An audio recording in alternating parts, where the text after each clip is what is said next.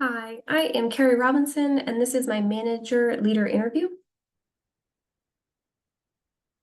This is Elias Hotek in front of his Chick-fil-A, and this is who I interviewed. He has a Chick-fil-A in Baltimore, Maryland.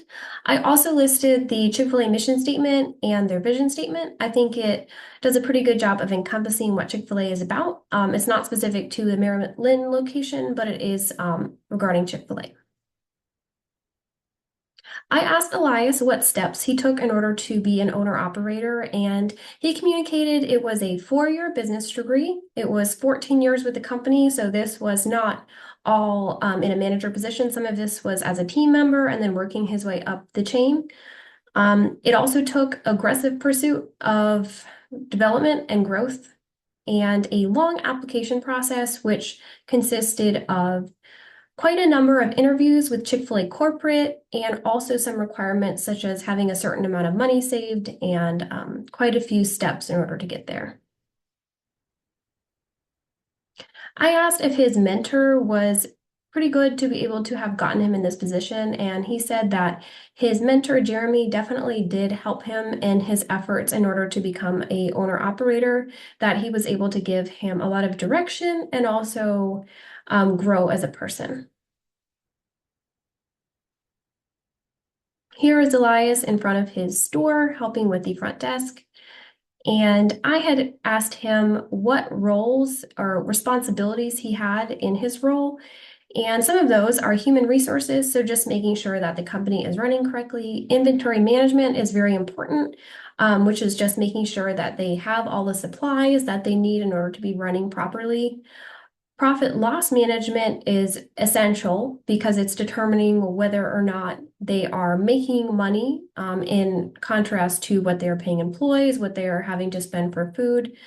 Operations, just making sure that the company is running correctly. Leadership development is huge.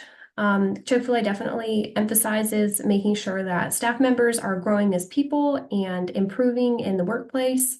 And also legal compliance. So making sure that he is meeting Maryland's regulatory codes, both the county and state codes. Elias did say he enjoyed being a manager. He likes being his own boss because he's able to manage his time and tasks efficiently. After 14 years of working under others, he really appreciates the ability to not have to follow someone else's direction and be able to have learned from those years and be doing it himself. Some of his strengths that he communicated were patience with employees, being able to emotionally compartmentalize, so not taking rude staff or rude customers personally, and then also being able to have an understanding and empathy for different people and their quirks and helping them do well in the workplace, but also being understanding.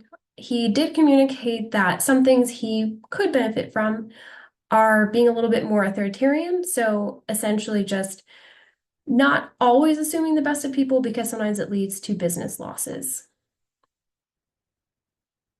Some strategies that he uses in order to improve productivity and performance are scheduling employees so that the projections of output are matching how many people he has staffed that day.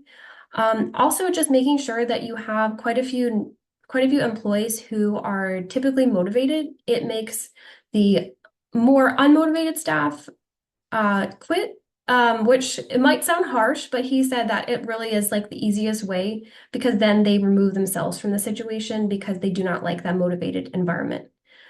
And then if there is a lull in work, and just making sure to have backup tasks that people are aware of so that there's never time where people are just not doing anything at work, but also avoiding having to send people home. And then making sure that people are rewarded, whether it be donuts or a pay raise, depending on what's appropriate. New versus experienced staff, essentially the big takeaway was that new staff are not expected to do more than just learning their scope of work and learning basic tasks, whereas experienced workers are expected to be able to put together all of their different experiences, knowledge, and be able to think for themselves. Communicating down the chain of command, they use the app Slack to be able to communicate with each other. Also, online meetings, emails, face-to-face meetings. He communicated that he tries to stay away from face-to-face meetings just because he feels that the majority of them do just fine through an email or a quick Zoom call.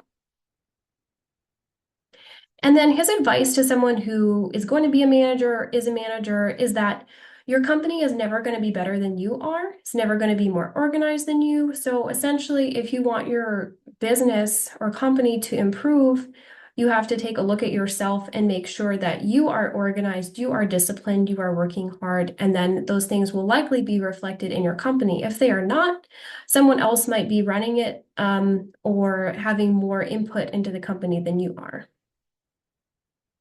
And then if he would choose this career path again, he definitely would. He communicated that it's been a really great growth opportunity for him. Also, he sees a lot of future potential for it, and it is forcing him to work through some self-actualization and grow as a person.